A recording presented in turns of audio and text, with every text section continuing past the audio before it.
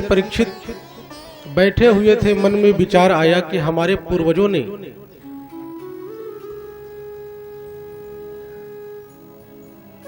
हमारे लिए क्या लेकर के,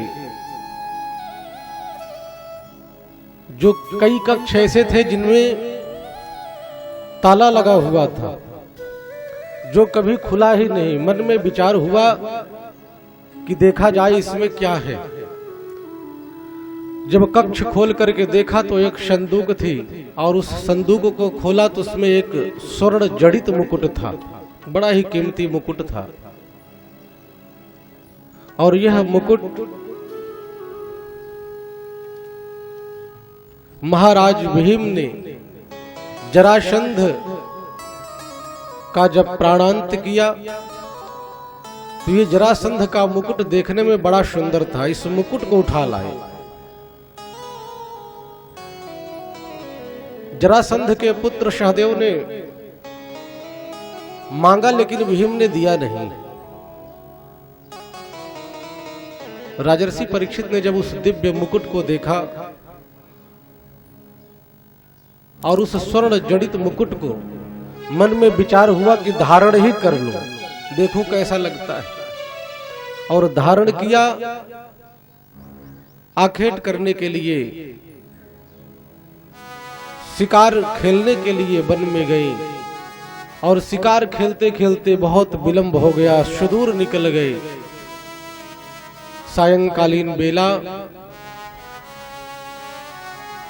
और बड़ी जोर की प्यास लगी, भूख लगी, तृष्णा सताने लगी। और राजर्षि परीक्षित जल पीने के लिए इधर उधर गए। पहुंच गए शमीक मुनि के आश्रम में, और महर्षि शमीक उस समय समाधिस्थ थे। राजर्षि परीक्षित ने जल मांगा, 2-3 बार आवाज दी, कोई प्रत्युत्तर नहीं हुआ। तो राजर्षि परीक्षित को लगा कि यह महात्मा मुझे देख करके ढोंग कर रहा है, और मैं धरती का सम्राट हूं, एक राजा हूं। जो भी राज्य में रहती हैं प्रजाएं, उन सबका कर्तव्य है राजा के प्रति उनकी भी कुछ जिम्मेदारी होती है। जिस प्रकार राजा प्रजा पालन में तत्पर रहता है, इसी प्रकार प्रजा भी राजा का ख्याल रखती है।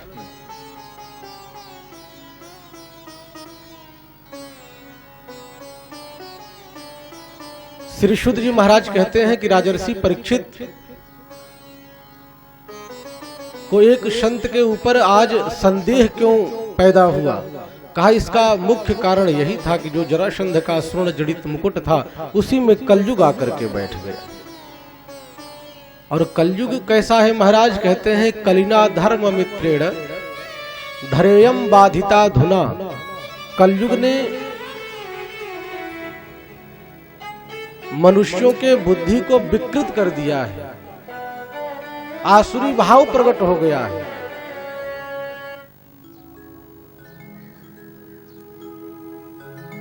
कलयुग का परम मित्र कौन है? बोले अधर्म।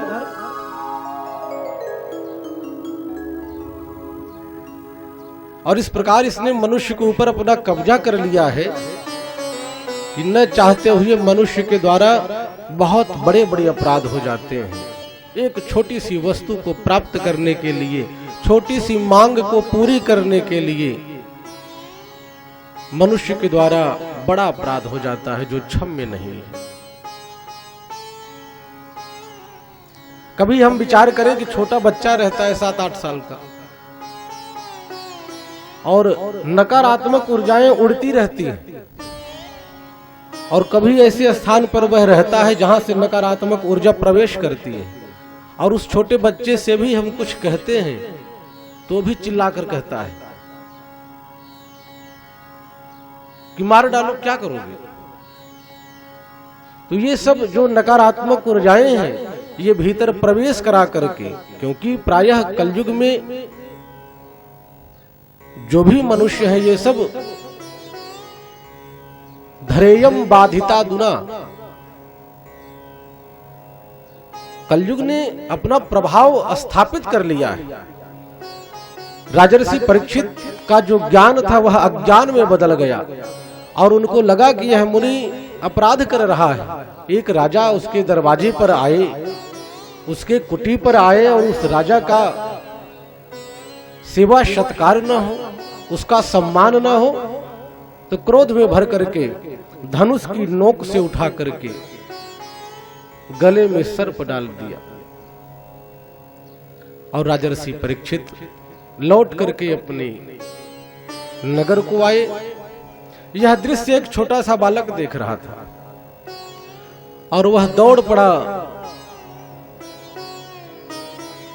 सरस्वती नदी के तट पर गया। वहां पर समीक मुनि से उत्पन्न श्रृंगी स्नान कर रहे थे। जाकर के बच्चे ने बताया, कहा कि मित्र, तुम्हारे पिता का राजर्षि परीक्षित ने अपमान किया, उनके गले में सर्प डाल दिया, वो भी मरा हुआ सर्प, जबकि वो समाधिस्थ अवस्था में बैठे हुए हैं, समाधि में हैं। उनको भान नहीं है कि राजा ने मेरे साथ क्या किया। शमीक मुनि के पुत्र श्रृंगी जब इतना सुने हैं कि हमारे पिता का अपराध किया, उसी समय जल लेकर के हाथ में श्राप दे दिया। इति लंघित मर्यादम तक्षकः सप्तमे हनि दंक्षति स्म कुलांगारम चोदितो मे तदद्रुहम्। इति लंघित मर्यादम, एक राजा का कर्तव्य यह नहीं है। जो राजा अपने कर्तव्य को भूल जाए, किन कर्तव्य मूढ़ हो जाए और इस प्रकार प्रजाओं पर जुल्म करे, संतों का अपराध करे, यह ठीक नहीं है। राजा ने मर्यादा का उल्लंघन किया है। मैं श्राप देता हूं, आज के 7वें दिन तक्षकः सप्तमे हनि, इस नाग के जो पूर्वज हैं तक्षक, उनके द्वारा डसने से इस राजा की मृत्यु हो जाएगी। कहा कि राजा इतना निर्दयी हो गया, इतना कुलांगार हो गया कि संत का ही अपराध कर दिया। श्री शुद्ध जी महाराज कहते हैं, वाक वज्रम ससर्ज, मुनि पुत्र ने वाक रूपी वज्र को छोड़ दिया। महाराज ब्रह्मास्त्र से तो बच गए राजर्षि परीक्षित, क्योंकि भगवान ने रक्षा की,